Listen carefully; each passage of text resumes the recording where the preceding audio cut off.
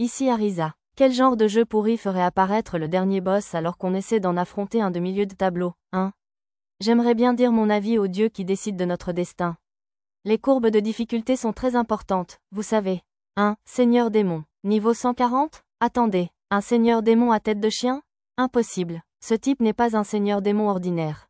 C'est celui des légendes. Le diable qui a brûlé des temples partout dans le monde et dévoré tous les envoyés des dieux qui ont foulé la terre.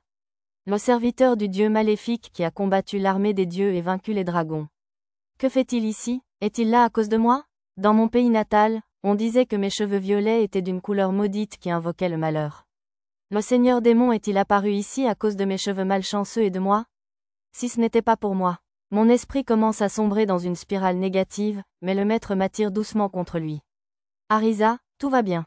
Le maître me rassure d'une voix douce, sans la moindre trace de peur. D'accord, je parviens à marmonner une réponse. Bien sûr, ce n'est pas le moment de paniquer. Je dois protéger le maître et les autres. J'utiliserai mes compétences uniques, ne jamais abandonner, et, surpuissance, pour propulser ce type dans la dimension suivante. Si ça ne marche pas du premier coup, je le ferai autant de fois qu'il le faudra. Le dieu qui m'a donné ces pouvoirs a dit que le nombre limité d'utilisation est une limite pour l'âme. Très bien, alors, consomme toute mon âme. J'aurais aimé me rapprocher davantage du maître, mais c'est un petit prix à payer pour sauver ceux que j'aime.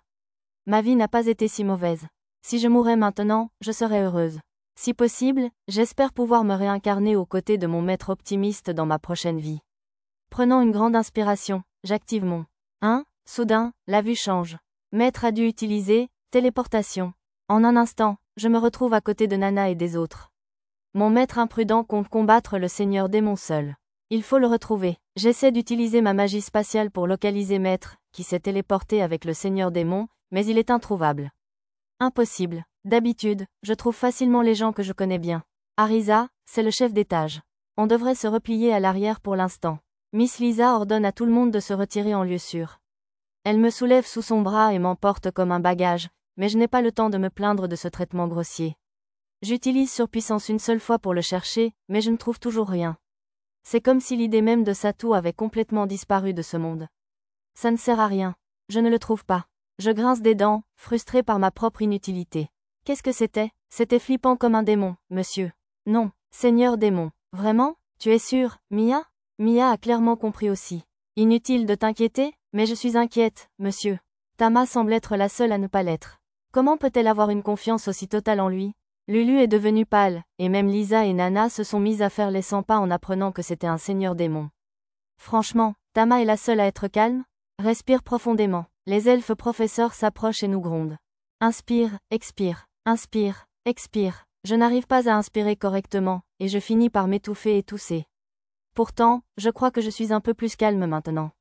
Bon sang, Nana, je t'avais dit que le tank devait toujours rester calme. Je suis terriblement désolée, je m'excuse. J'ai été bouleversée de ne pas avoir pu aider le maître dans son moment difficile, je réfléchis. Vraiment, tu sais que Satou n'est pas du genre à choisir une mort honorable face à un ennemi qu'il ne peut vaincre, n'est-ce pas? S'il pensait perdre, il s'enfuirait sans hésiter. Soit il t'a laissé ici parce qu'il pense que tu n'es pas encore prêt à combattre un seigneur démon, soit parce qu'il sait qu'il peut gagner facilement sans ton aide, je parie. Burke, ça n'a pas de sens. Mes sentiments commencent à me rattraper. Il nous a dit de ne rien dire, mais je pense que vous pouvez supporter la vérité. Satou a vaincu une méduse géante aux statistiques à 5 chiffres en un clin d'œil dans l'espace, d'accord? Après avoir vu quelque chose d'aussi ridicule, je sais pertinemment qu'il serait stupide de s'inquiéter pour la sécurité de cet homme. Des statistiques à 5 chiffres? C'est ce qu'il appelait l'extermination de nuisibles. Tandis que j'écoute anxieusement les professeurs, la terre tremble par intermittence, avec des tremblements de terre d'une magnitude d'environ 3. Trébuchant? Ça tremble, monsieur. Aïe. Qu'est-ce que tout ira bien? Le labyrinthe est solide. Une secousse de cette ampleur ne l'endommagera pas, je le déclare. Serait-ce dû au combat du maître contre le seigneur démon? S'il est hors de portée de ma magie spatiale, rien de moins qu'une pluie de météores géants ne ferait trembler le sol de cette façon à une telle distance.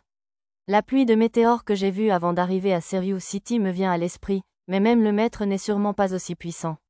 Je ne pense pas que ce soit un tremblement de terre.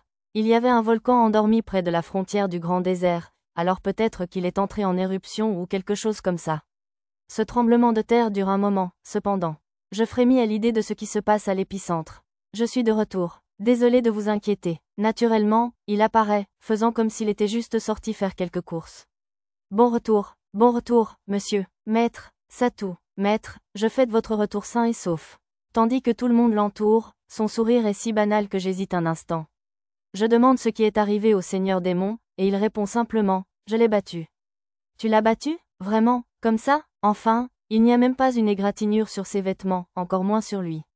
C'était un méchant légendaire, tu sais? Les seigneurs démons sont censés être exceptionnellement forts, hors normes. Oh, alors c'est le maître d'étage? Maître regarde autour de lui et aperçoit le maître d'étage, debout, calmement, au milieu de la salle des épreuves.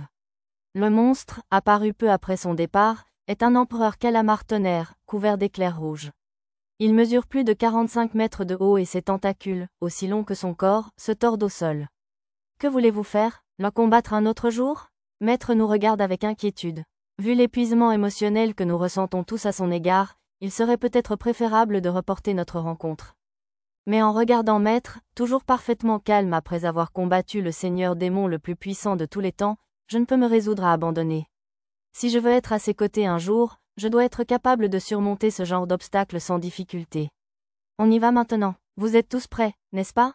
Tout le monde acquiesce, à mon grand soulagement.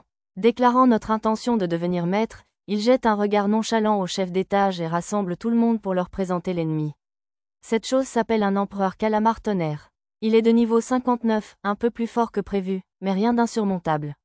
Les autres hochent docilement la tête. Même Tama et Pochi, qui pensent visiblement à la nourriture, puisque c'est un calamar, écoutent docilement, les lèvres serrées. Ses attaques spéciales sont la magie de l'eau et la foudre. Elles sont toutes les deux dangereuses, mais le plus important, ce sont ses yeux. Il a une capacité hypnotique de mauvais œil, alors il vaut mieux l'écraser au plus vite. Heureusement, nous avons déjà combattu un ennemi puissant avec la foudre, un maître d'étage appelé le cerf aîné de la foudre. Comme celui-ci possède aussi la magie de l'eau, il faudra éviter de se mouiller au cas où on serait électrocuté. Lulu, tu peux le faire? Oh oui, je ferai de mon mieux. Mademoiselle Lisa charge Lulu de détruire les yeux, ce qui me semble être une bonne décision. Mais de tous les adversaires que j'imaginais, c'est l'un des cas les plus faciles. On a de la chance que ce ne soit pas comme le groupe de Gélil, l'empereur du lierre de glace, qui a combattu dans la strate moyenne, avec une capacité spéciale comme l'immunité aux attaques physiques. Oui, si les attaques de l'avant-garde sont efficaces, je pense qu'on peut utiliser la stratégie dont on a parlé hier. J'adresse un signe de tête à Lisa et lui explique le plan de bataille et les points importants à surveiller. Mia et moi lançons ensuite de la magie de soutien sur tout le monde, et j'active le sort de magie spatiale, discussion tactique, pour pouvoir communiquer pendant le combat. Bon, on est prêt. Sur ce, notre maître surprotecteur utilise le sort de magie pratique, transfert de mana, pour recharger notre magie et la mienne. Comme toujours, il a une quantité incroyable de PM. Il vient de combattre le seigneur démon le plus puissant de l'histoire, mais il lui reste encore autant de magie? Merci, maître, mais je ne peux pas le laisser nous protéger éternellement. Nous prouverons que nous sommes aussi des explorateurs de haut niveau. Mademoiselle Lisa fait son rapport avec Tactical Talk. Arisa, nous sommes tous en position. D'accord. Avant d'engager le combat, je vérifie une fois de plus l'empereur calamar tonnerre. Le temps qu'il nous soit arrivé de prendre position, le chef d'étage s'est entouré de nuages roses, semblables à de la barbe à papa. Ils émettent un crépitement, ils doivent donc être chargés électriquement. Si nous le défions à bout portant, nous pourrions facilement mourir électrocutés. Je suppose que même le chef d'étage de la strate supérieure n'est pas à prendre à la légère. Tama, Pochi et Lisa, dispersés dans 3 directions, me font signe. Franchement, et si le chef d'étage les voyait? Mia, prépare ton géant de sable. Alors que Mia commence son incantation à côté de moi, je sors un tas de sable de mon garage de magie spatiale et le dépose au sol. Mia utilise sa magie spirituelle pour créer un pseudo-esprit géant de sable. Elle peut le faire sans sable, mais cela nécessite moins de puissance magique si les matériaux sont disponibles. Le géant de sable est plus résistant aux impacts et à la foudre qu'un géant vert, je pense donc qu'il constituera un bon bouclier pour nos premiers coups. Réagissant à la magie de Mia, l'empereur calamar tonnerre se met en mouvement. Mademoiselle Lisa, préparez aussi votre équipe. Compris. Lisa charge sa lance-griffe de dragon de magie, et le reste de l'avant-garde charge également ses épées sacrées en alliage d'oricalque. Le bleu utilisé pour fabriquer les épées sacrées semble filtrer la magie d'une manière ou d'une autre. Toutes leurs épées brillent en bleu, et la lame magique, qui apparaît est d'un blanc bleuté comme la lame sacrée du maître. Alors peut-être que la compétence lame sacrée du maître remplace le filtre bleu. Allons-y. Mademoiselle Lisa, qui était en attente de l'autre côté de la grande salle, décoche un tir de lame magique d'une ampleur ridicule à l'arrière de la tête de l'empereur Calamar Tonnerre. Le monstre Calamar se met à décharger des éclairs plus violents et change sa cible de Mia à Lisa. Bon, je sais que c'est ce qu'on avait prévu, mais Lisa y va un peu trop fort. Nana, c'est un peu tôt, mais viens, s'il te plaît. Compris, je réponds. Nana, qui monte la garde en première ligne, entre sur le champ de bataille. Il est encore trop tôt pour utiliser provocation. Javelot, je déclare. Nana crée 5 javelots avec sa compétence fondation et frappe le maître d'étage, déplaçant la cible vers elle. Tama et Pochi attaquent également de chaque côté avec des tirs de lame magique. Contrairement à Lisa, elles utilisent une puissance normale. Exactement comme il se doit. Notre plan pour déstabiliser le maître d'étage en alternant les attaques entre les 4 semble bien fonctionner jusqu'à présent. J'avais l'habitude de faire ce genre de ping-pong agressif dans les raids MMO. Créer le géant des sables Suna Shoryusuzu. À côté de moi, Mia termine son incantation de magie spirituelle. La montagne de sable se transforme en un géant qui se dirige lourdement vers l'empereur Calamar Tonnerre. Il absorbe les nuages d'éclairs qui l'entourent au passage, l'air totalement déconcerté, du moins, il le serait si les géants des sables avaient un visage. Ikwao. Une fois le géant à une certaine distance, l'empereur Calamar Tonnerre lève ses tentacules dans une pose menaçante, émettant un rugissement grave. Des éclairs zigzaguent entre ses tentacules, et le tonnerre gronde douloureusement fort en frappant le géant des sables d'une attaque foudroyante. Aïe, mes oreilles, je me suis couvert les yeux avec la main, mais mes oreilles bourdonnent comme des fous. Je vais devoir demander au maître d'ajouter un élément à notre armure pour bloquer les sons au-delà d'un certain niveau sonore. Même après avoir subi ce puissant coup de foudre, le géant des sables continue d'avancer vers le maître d'étage. Pourtant, on dirait qu'il a perdu près d'un tiers de sa santé. S'il n'avait pas été un pseudo-esprit résistant à la foudre, cette attaque l'aurait peut-être abattu. Mes yeux, monsieur, oh là là, Pochi est accroupie et se tient le visage. Elle a dû le regarder droit dans les yeux. Les autres ne semblent pas aussi gravement touchés, mais leurs yeux et leurs oreilles sont probablement encore temporairement touchés, alors je ferais mieux de gagner du temps. Calmez-vous, je vais gagner du temps. Pour l'instant, restez loin du calmar jusqu'à ce que vous retrouviez la vue. Sur ces mots, le groupe prend ses distances avec le monstre. Mia, ça va? Mia ne semble pas m'entendre directement, mais le discours tactique la touche, alors elle hoche la tête. Je suppose qu'elle va bien, alors. Faites attaquer le géant des sables et immobilisez le calmar. Sur ordre de Mia, le géant des sables attrape le maître d'étage.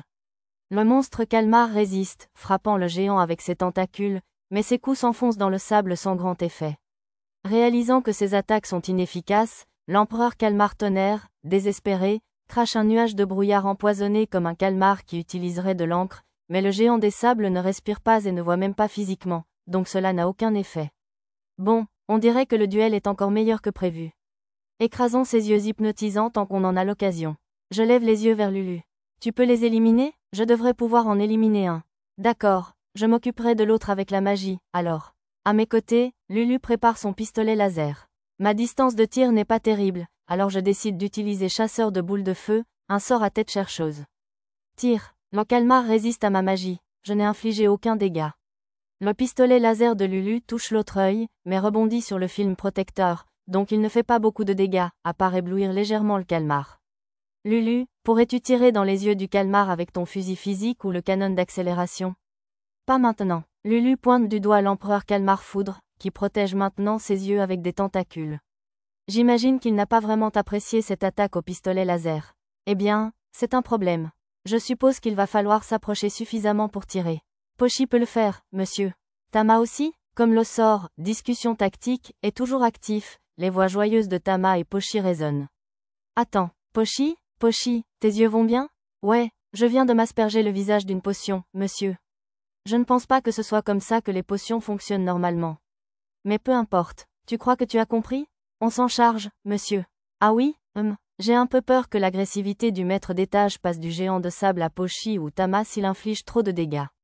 Mais notre priorité absolue est d'écraser les yeux hypnotiques, et il ne semble pas capable de produire ces nuages électriques pendant qu'ils se débattent avec le géant de sable, donc je suppose que ça devrait aller. Une femme doit avoir du cran, après tout. D'accord, alors, s'il vous plaît.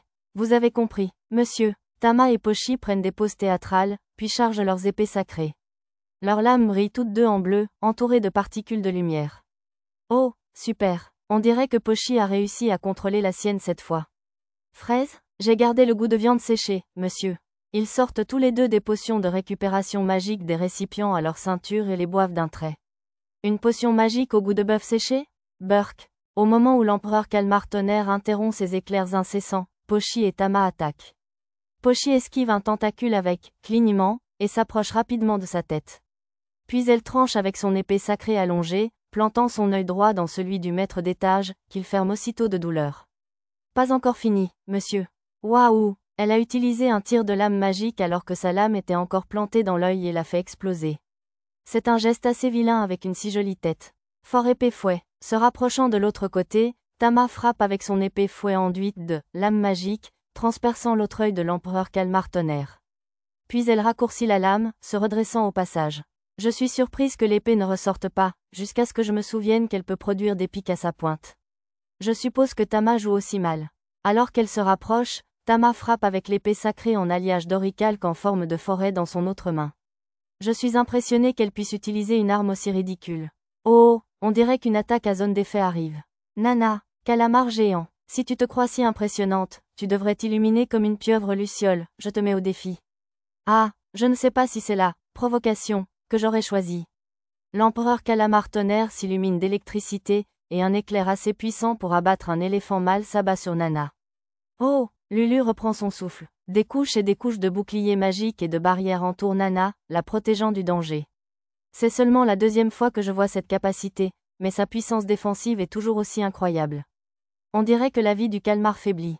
Nana et les autres ont tous pris quelques coups, mais grâce à notre armure surpuissante et aux potions excessives fournies par le maître, nos lignes de combat sont restées solides. En effet, Arisa, il est peut-être temps d'en finir. Alors que nous l'avons usé à moitié, Mademoiselle Lisa décide qu'il est temps de passer à l'offensive. Nana, Tama, Pochi, rejoignons-nous. Compris, oui, bien reçu, monsieur. Oh, une attaque combo. Forme 0, armure explosive, je déclare. L'épée sacrée dorée de Nana brille d'un bleu intense et frappe la barrière défensive de l'empereur Kalmar Foudre. L'espace d'un instant, on dirait que la barrière tiendra, mais soudain, l'épée de Nana fulmine, la traversant complètement. Après tout, cette attaque spéciale a été spécialement conçue pour percer les barrières défensives. Forme 1, Crovorpal. Les épées sacrées que Tama tient dans chaque main forment une lame unique et géante semblable à un croc. Tama tourne comme une toupie lorsqu'elle attaque, tranchant l'empereur Kalmar Tonnerre sans défense et laissant des blessures semblables à des morsures. Le maître d'étage agite furieusement ses tentacules vers elle. Facile, tandis que les tentacules fendent l'air, Tama les esquive avec aisance. J'aimerais qu'elle ne fasse pas étalage de ses acrobaties en les évitant de justesse. Laissez ce genre de choses aux assassins masqués. Et puis, il faut dire, HMPH, quelle bêtise. Forme 2, monsieur, frappe vainqueuse. Puis Pochi plonge avec clin d'œil, tout son corps bleu. Pochi et son épée sacrée foncent droit sur l'empereur Kalmar Tonnerre, sa barrière disparue et sa peau robuste déjà criblée de blessures. Cela me rappelle la dernière scène d'un vieux film policier que j'ai vu il y a longtemps. Bigwabebouach. Pochi profite de l'élan du Kalmar pour s'élancer loin de l'énorme blessure. Maintenant que Tama, Pochi et Nana l'ont sérieusement endommagé avec leur attaque combinée, Miss Lisa charge, une lumière bleue flottant autour d'elle.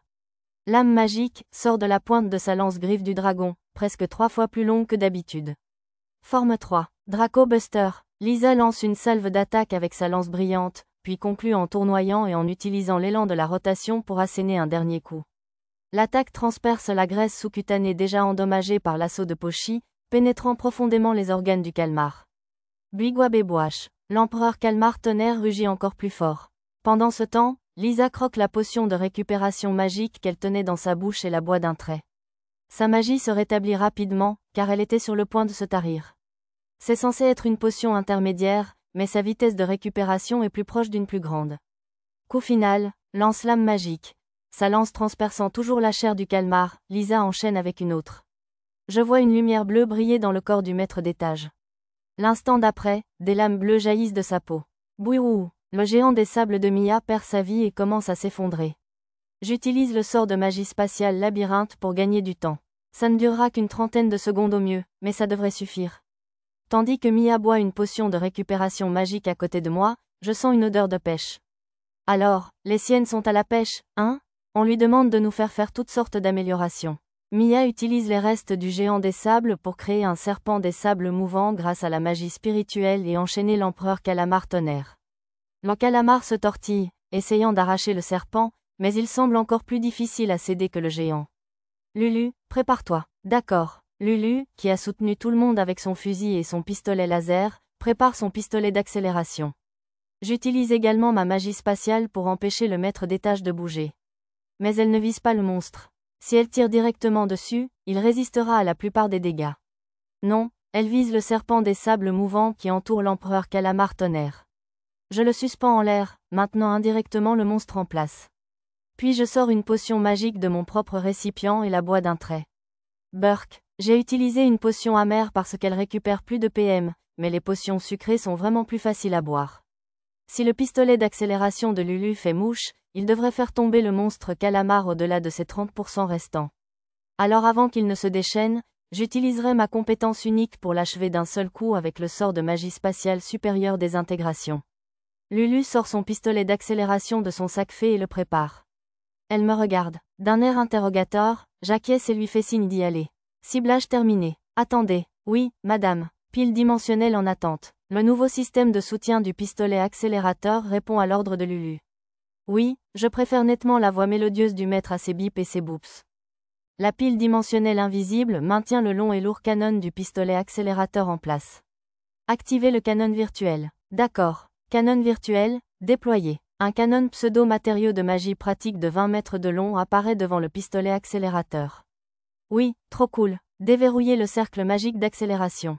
Oui, madame. Batterie chargée. Le cylindre magique fixé sur le côté du pistolet accélérateur s'est chargé de magie pour créer des cercles magiques. Hein? Je pensais qu'il en avait assez pour 3 la dernière fois. Pourquoi a-t-il l'air vide maintenant? Même le cylindre de rechange semble vide. Accélération, surmultipliée. Des cercles magiques apparaissent le long du canon virtuel. Attendez, combien ça va faire? C'est quoi ce bordel? Je croyais qu'il n'y avait que 3 cercles magiques d'accélération. C'est pas plutôt une centaine, non? Préparatif terminé. Arisa, Lulu me regarde avec impatience. Bon, c'est parti, évidemment. Je pointe l'empereur Calamar Tonnerre et donne le signal. FIR. Allumage. Dès que le doigt fin de Lulu appuie sur la détente, une balle jaillit. Dans un bruit d'explosion qui ressemble à bang ou boum, une lumière bleue jaillit du pistolet d'accélération de Lulu. Hein? C'est de la vraie chevrotine, non? Pourquoi ça ressemble à un laser? Waouh, ce coup a fait un énorme trou dans le torse du maître de piste. La zone autour du trou s'effondre vers l'intérieur et le corps de l'empereur Calamar Tonnerre commence à rétrécir. Puis, comme déchiqueté par le serpent de sable solidifié, le monstre calamar se défait en tranches bien rondes. Tiens, il a même traversé le mur du labyrinthe derrière lui. Puis notre maître prend la parole, toujours aussi légère. Waouh, Mach 20, c'est vraiment incroyable. Mach quoi? C'était donc 20 fois la vitesse du son? Vous vous moquez de moi. Mais je suis tellement choqué que je n'arrive même pas à trouver les mots pour le gronder. Tiens, tu as déjà dit qu'un canon électrique pouvait atteindre Mach 20, alors j'ai pensé essayer. Bon, je sais que je l'ai dit, mais quand même. N'en parle pas comme si tu essayais une nouvelle recette de dîner amusante. Pas étonnant qu'un seul tir ait fait s'effondrer le canon virtuel comme s'il était fait de glace fine. Alors que je suis là, épuisé, Tama et Pochi accourent. Arisa, pose de la victoire, monsieur. Hein? Attendez, c'était ça? Sérieux? Et mon tour, hein? Je n'ai même pas pu utiliser ma compétence unique. Pendant que mon esprit se vide, Tama et Pochi me prennent les mains et m'entraînent. Puis nous prenons la pose de la victoire devant l'immense coffre au trésor apparu sur l'autel où j'ai effectué le rituel d'invocation, prenant une photo souvenir avec le maître et le reste du groupe. Nous invitons même nos professeurs à poser avec nous pour une deuxième photo. Et ainsi, nous obtenons nos insignes de mithril.